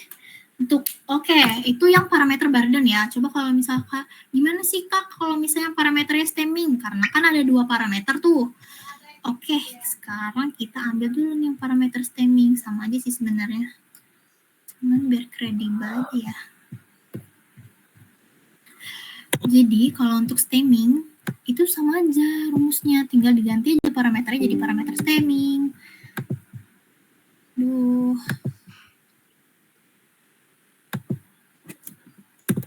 Nah, sorry ya kalau Excel-nya agak berantakan, sorry bang. Nah, udah deh kita hitung aja tuh berapa. Sama dengan kuadratnya tadi 13,5 ya kalau teoritis. 13,5 pangkat 2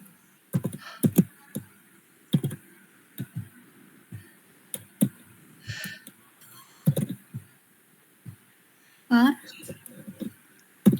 gravity-nya 9,8 ini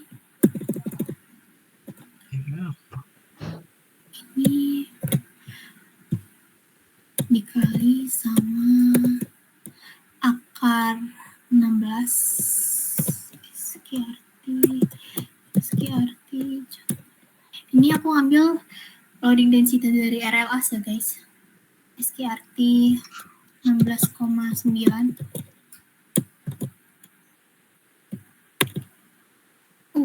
Panas. 16,9 stemmingnya tadi 4,4 sama kayak burden 4,4. Kalau stemming nggak perlu dibagi 2 ya, karena nggak ada hubungannya. Angkat 2,6. Oke.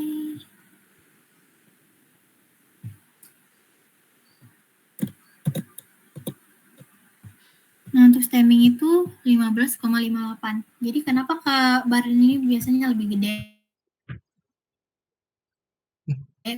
Karena contohnya yang tadi ada di video,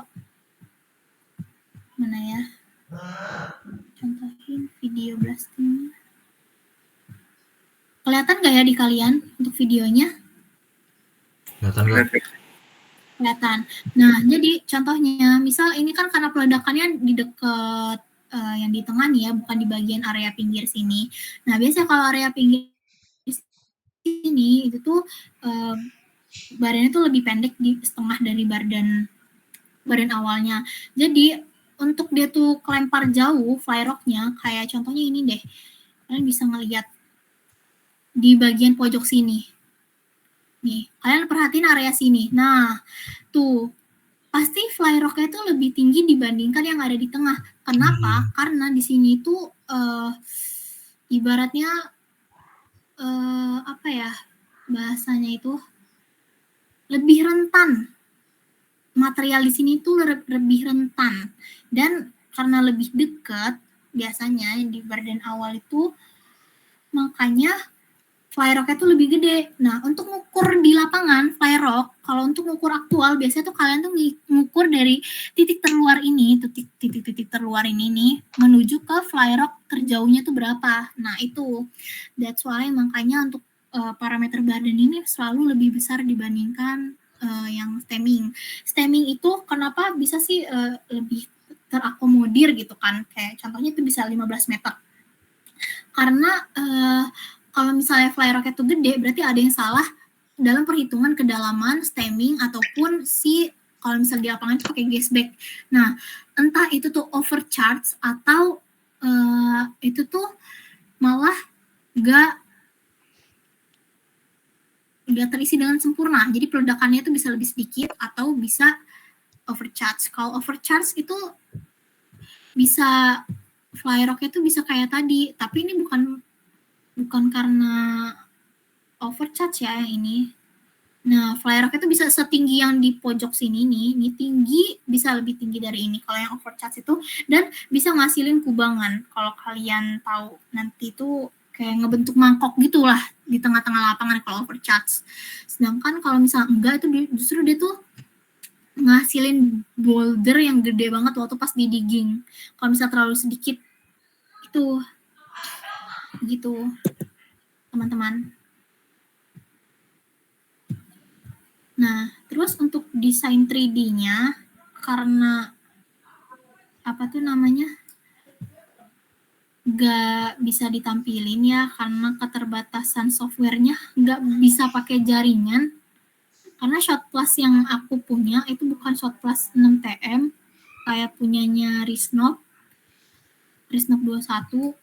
Punya aku tuh yang kerekannya langsung dari Orica. Makanya aku nggak bisa nampilin hasil desain blastingnya itu ke kalian karena aku lagi gunain jaringan kan. Gitu. Ada yang bisa ditanyain? Ada yang bisa ditanya. Ada yang mau ditanya lagi? Atau menurut kalian sudah cukup?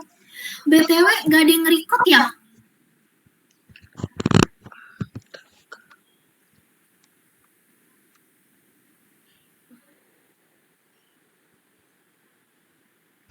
Atau ada? Ada Kak, ada. Ada, oke. Terus ada yang kalian masih belum ngerti nggak? Selagi masih ada apa yang bisa ditanyain gitu. Oke, Ridorian bisa nanya. Izin Kak, mungkin mau nanya yang di bagian loading density itu Kak. Soalnya kan saya sempat baca beberapa jurnal tuh ada yang kayak dikali 1,48 gitu Kak. Terus juga untuk bagian itunya bukan dikali 0,508 tapi 0,34. Itu jadi yang benar yang mana ya Kak? Oke. Ya, ini sebenarnya ada beberapa persepsi ya gitu kan. Ada yang kalau misalnya 0,34 itu dikali 1,48. Nah, aku tuh termasuk pembimbing di lapanganku ya, berpacu kalau misalnya pakai 0,34 itu dikali 1,48. Nah, which mean kalau misalnya 0,34 itu biasanya dipakai sama Konya, yang 0,508 itu biasanya dipakai sama RLAS. Wait sebentar. Itu sebenarnya sama aja, hasilnya juga nggak berpaut terlalu jauh, cuman kita coba ya. Kalau yang ini, aku cek dulu, ini 1,48 itu tuh untuk ngubah satuan apa nggak salah, ngubah satuannya, kata pembimbing aku ya kemarin, 1,48-nya itu Anda 16,71. Kalau di RLAS dapatnya 16,9 ya. Wait, aku cek dulu loading density-nya berapa. 16,9 ya. Benar. 16,87, nggak berbeda jauh sih. Cuman aku kemarin pakainya itu case-nya itu di lapangan yang paling mendekat itu yang 0,508 pakainya. Cuman itu bisa dipakai dua-duanya kok. Itu sudah membantu menjawab atau belum? Tidak ada yang salah dari teori itu sebenarnya. Cuman biasanya kalau yang RLAS itu pakainya 0,508, kalau yang Konya biasanya pakainya 0,34 gitu, dikali 1,48. Itu sudah terjawab belum ya? Atau mau di-share screen lagi nih? Kita share screen lagi.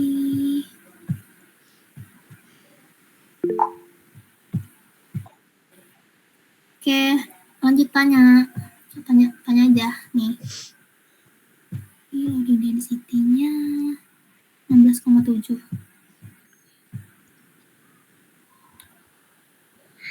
Silakan yang mau nanya. Siapa tadi?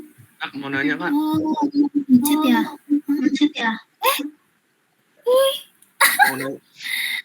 Ada sepuh ternyata.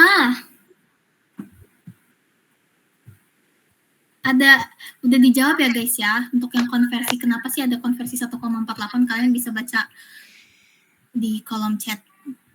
Ada yang mau nanya lagi? Oke Akmal, tanya aja. Ini Kak, kalau terkait ground vibration tadi gimana ya Kak?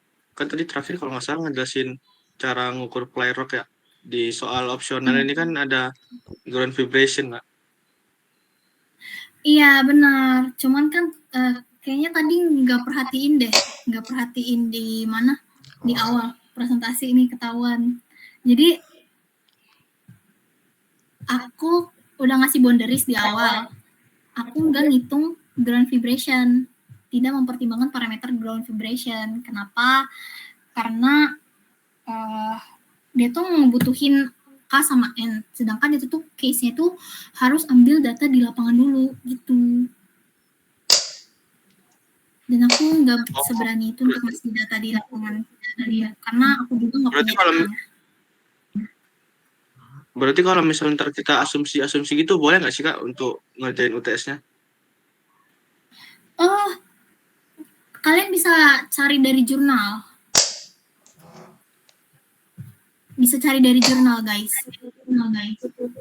Kan kalau untuk sebenarnya daripada data di lapangan, bisa juga kalian gunain data dari jurnal. Data dari jurnal itu kan sebagai acuan kalian karena kalian belum ke lapangan. Gitu. Makanya boleh pakai jurnal itu sebenarnya. Kan aku bilang juga untuk parameter BI tadi itu untuk blastability index dari fragmen itu bisa kalian ambil dari jurnal untuk RMD, JPO, JPS, hardness, dan lain-lain. Karena kan kalian nggak ke lapangan tuh. Itu.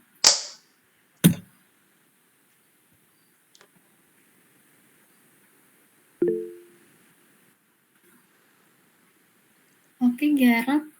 Izin Kak, mau nanya Kak. Tadi kan di video kakak itu kan yang dia ngeledakin terus kata kakak ada airnya tuh dia berbeda gitu kok loh Kak, yang kalau lubang ada ledaknya fumes. ada air, lubang ledaknya ada air gitu.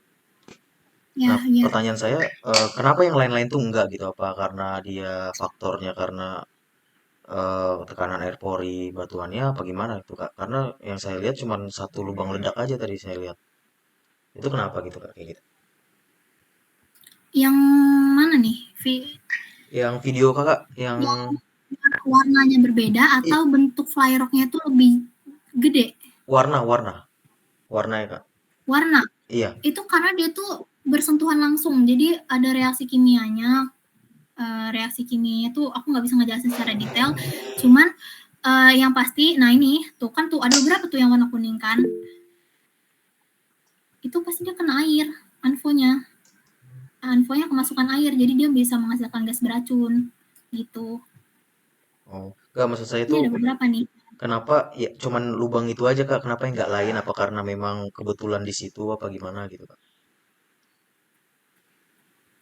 Sebenarnya gini ya, ini kan pakai anfo. Harusnya kalau misalnya lubang itu kering, biasanya itu nggak ceplus kayak gini. Aduh, gimana ya? Ceplus itu bahasa apa ya?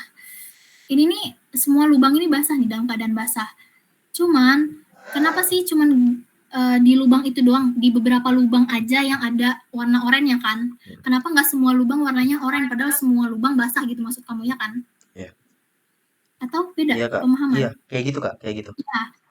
Nah, karena yang bersentuhan sama air, yang air itu masuk ke dalam plastik linernya itu di lubang yang warna kuning itu gitu. Jadi yang lainnya itu ini kan semua lubangnya basah, cuman bedanya itu mereka tuh nggak kemasukan air, si anfonya tuh nggak langsung bersentuhan gitu loh.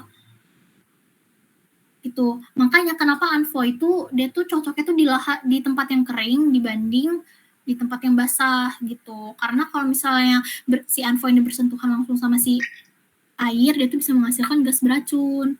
Makanya warnanya kuning itu karena tandanya si anfonya ini malah bersentuhan waktu pas meledak mungkin langsung bersentuhan sama si air kali gitu.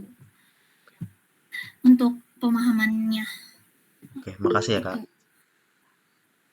Iya, Bang Aranta nih mungkin bisa menjelaskan lebih lanjut gitu. Buat yang nanya ini ya, fumes ya Geraldo.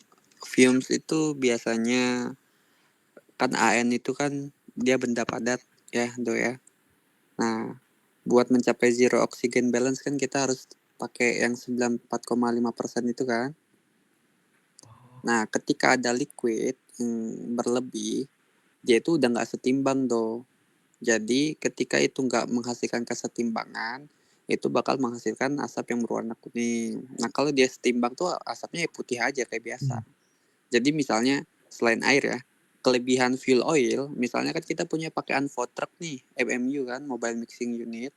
Nah ketika solar itu nggak tercampur dengan sempurna di dalam Anvo truck itu bisa menyebabkan fumes juga. Jadi ketika Anvo-nya itu cuma 93% gitu kan, kebanyakan fuel oil 7%. 7%-nya bukan disengaja ya, tapi nggak teraduk dengan sempurna gitu. Nah itu juga bisa menjadi case adanya fumes gitu. Ya macam-macam lah, cuman intinya si AN-nya itu tidak mendapatkan nilai si zero oxygen balance-nya gitu. Oke. Baik Bang, makasih ya Bang ya. Thank you. Ada lagi? Boleh, Raihan Farel. Kak, izin mau nanya Kak, untuk terkait di soal nomor 3 itu kan ada hitung perkiraan kebutuhan aksesoris peledakan selama 1 tahun. Tadi yang Kakak jelasin itu kan cuman beberapa aksesoris yang digunakan aja Kak. Mungkin boleh nggak Kak minta diajarin Kak terkait perhitungan kebutuhan aksesoris peledakan selama 1 tahunnya. Terima kasih ya Kak. Kebutuhan aksesoris. Jadi tadi kayaknya aku udah sempat singgung untuk kebutuhan aksesoris itu mana ya? Untuk aksesoris peledakan kan cuma ini doang selain bahannya tuh, selain si Anvo ya. Si cartridge, surface delay, inval delay, sama detonator elektrik gitu kan. Nah mungkin kalian itu nggak sedetail itu ya untuk apa, untuk ngitung itu. Cuman kalau ini kayak contohnya mana ya? Tadi aku udah ngitungin deh. Nih untuk cartridge. Untuk cartridge-nya ini untuk si dodolnya udah aku hitungin kebutuhannya itu berapa jumlahnya per tahun untuk si cartridge-nya ini. Ini nanti tinggal kalian bagi aja per bulannya berapa. Sama kan satu lubang tuh satu cartridge. Terus untuk in-hole delay juga per lubang. Per lubang 72820 juga. Nggak mungkin in-hole delay-nya itu lebih banyak ataupun lebih sedikit. Harusnya ya yang sesuai dengan ketentuan itu harusnya sama lubang yang mau diledakin, itu in-hole delay. Terus surface delay-nya juga. Surface delay mungkin kalian tuh belum nyampe di mana kalian tuh ngedesain delay-nya itu berapa. Nah, cuman pastinya total jumlahnya itu sama juga kayak jumlah lubang yang mau diledakin dalam satu kali peledakan. Gitu. Jadi sama aja. Dan untuk detonator elektriknya kayak aku kan pakainya detonator elektrik tuh. Nggak tahu kalau misalnya Bang Aranta di lapangannya pakainya mungkin alat yang lain. Cuman kalau misalnya detonator elektrik itu dalam satu area itu satu kali peledakan itu satu deto elektrik, satu kabel deto elektrik gitu. Jadi untuk si deto elektriknya itu disesuaikan aja berapa kali peledakan. 20 kali setahun berapa? Gitu. Kebayang? Atau harus dibuat satu-satu? Si Raihan? Kebayang, Kak. Kebayang. Jadi udah nyambung ya? Iya, Kak, udah, Kak. Oke, untuk aksesoris itu sih sebenarnya. Kalau untuk area blasting kayak safety line atau segala macam, menurut aku kayaknya bukan masuk di aksesoris peledakan. Itu masuknya ke perlengkapan. Itu ke perlengkapan untuk blasting. Itu. Ada lagi? Ini aja. Rido Rian. Oh, Jerem dulu nih. Jerem kayaknya belum pernah kedengar. Kak, untuk tadi Kak, aksesoris plastik stemming tadi kira-kira diperhitungkan juga nggak Kak? Kira-kira plastik stemming kan tadi ada cartridge dan plastik stemming apakah diperkirakan juga Kak? Safety line maksudnya ya, safety line atau papan peringatan bendera merah hijau, enggak sih, itu enggak termasuk parameter untuk di mana sih nih? Bukan Kak, maksud saya ini plastik untuk isian bahan peledak itu Kak. Plastik liner ya? Iya Kak. Plastik liner. Iya. Kalau tergantung kalian nganggapnya di area kalian itu basah atau kering. Kalau misalnya kalian nganggap lubang kalian itu basah, berarti kalian masukin plastik liner. Tapi menurut aku, saran aku sih nggak usah ya. Nggak usah masukin plastik liner. Kalian anggap aja lokasi kalian itu kering. Karena perhitungannya bakal beda lagi tuh kalau plastik liner. Karena kan plastik liner itu hitungannya tuh gulungan dia. Itu bakal susah lagi kalian hitungnya gimana. Itu. Oke Kak. Jadi saran aku tidak bisa. Ya, sama-sama. Tadi Rido mau nanya apa lagi? Izin Kak mau nanya terkait yang powder factor itu Kak. Kalau tadi kan Kak kan untuk hasil namanya Kak kan itu powder factornya itu 0,33 ya Kak untuk RLAS itu. Nah sedangkan di nomor 4 itu kan kita disuruh bandingin hasil powder factor kita sama yang menurut Bandari ya. Nah kalau yang saya kan sempat baca juga di jurnal itu, kalau nggak salah itu dari Bandari itu sendiri itu untuk dikatakan baik itu di range 0,6 sampai 0,7. Nah sedangkan Kakak kan tadi bilang itu 0,3 itu udah baik ya Kak. Itu gimana Kak, yang benar yang mana ya Kak? Oke, ini kita buka aja ya buku Bandarinya ya. Sebentar aku share screen ke kalian.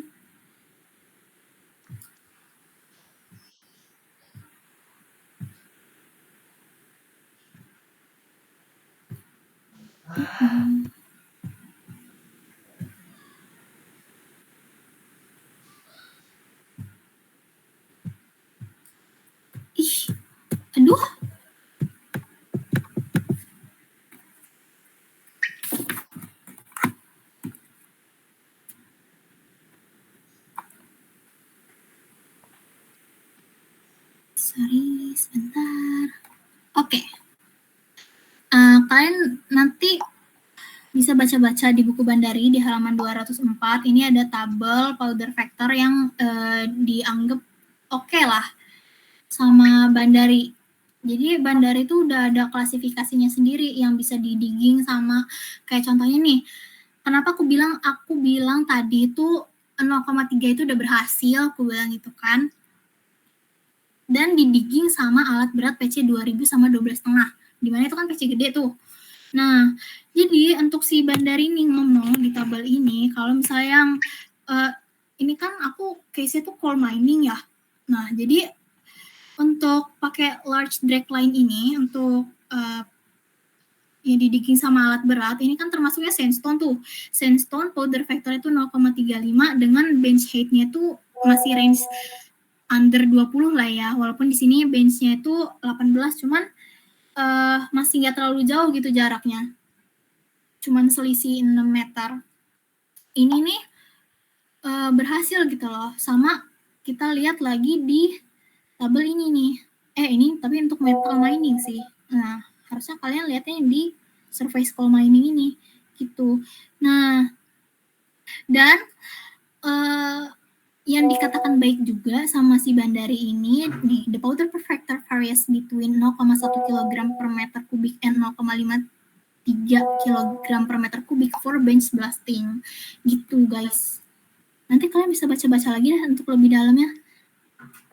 Cuman aku tarik kesimpulan aja dari sini bahwa untuk di digging pakai alat yang besar, untuk sandstone ini kan aku density batuan yang 2,7 itu aku nganggapnya sandstone, bisa limestone. Cuman aku nganggapnya sandstone.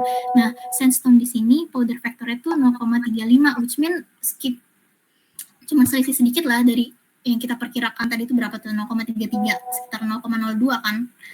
Nah, itu udah tergolong berhasil, berkesesuaian dengan si Bandari juga. Dan fragmen yang dihasilkannya juga bagus gitu, nggak ngehasilin boulder gitu. Gimana? Apakah sudah terjawab? Sudah, Kak. Makasih ya, Kak. Iya, sama-sama. Ada lagi? Kak, izin Kak. Nanti boleh Kakak share nggak referensi kayak buku-buku Kakak yang Kakak pelajarin buat peledakan? Pengen saya baca-baca sih Kak. Boleh nggak ya?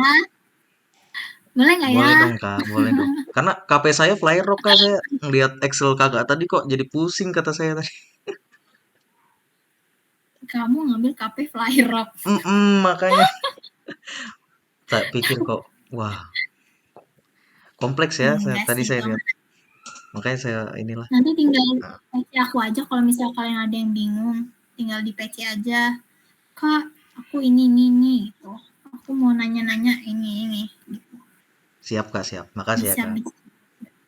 Iya, sama-sama. Ada lagi? Ini kita sampai jam 4 ya. Pasti kalian mau ngabuburit kan? Mau buka puasa ya nggak sih? Boleh deh Miguel. Kak, izin Kak ya. Kalau untuk penentuan diameter lubang ledak tuh ada caranya nggak Kak? Atau kalau kayak kita ini boleh make dari jurnal gitu Kak untuk ukurannya? Itu sih Kak. Diameter lubang ledak ya? Iya Kak. Oke, diameter lubang ledak tadi aku kayaknya udah ngasih ke Hafizah. Itu aku tuh makainya kenapa 0,25. Bisa kita lihat di sini mana ya? Sebentar.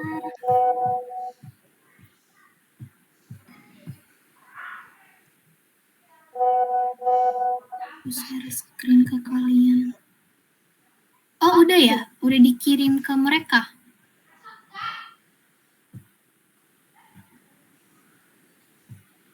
Nah, ini dari tabel ini sebenarnya.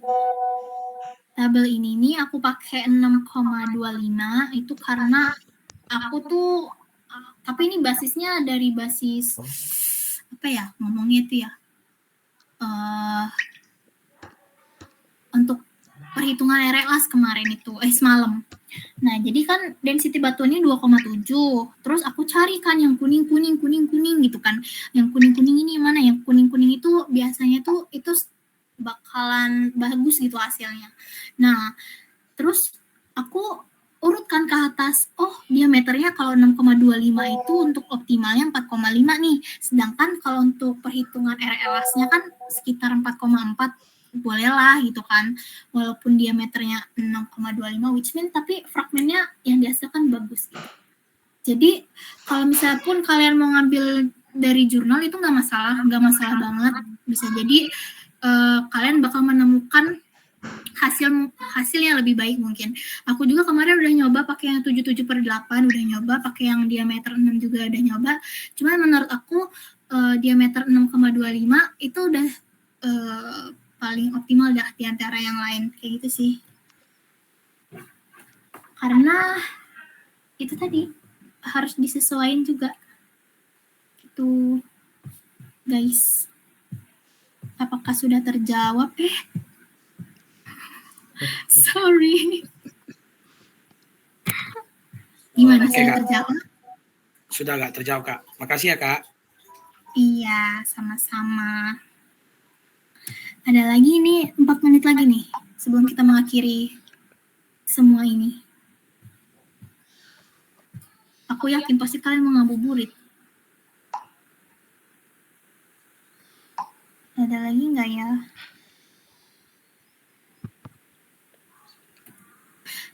Kayaknya nggak ada ya. Kayaknya udah nggak ada. Kayaknya kita cukupkan aja sampai di sini. Nanti kalau misalnya kalian malu bertanya nih, karena ini kan kelas rame, malu bertanya gitu kan. Terus kalian mau nanya-nanya, boleh tanya aja langsung ke aku. Nanti kalau misalnya aku bisa jawab, insya Allah aku jawab dengan penuh keyakinan, insya Allah.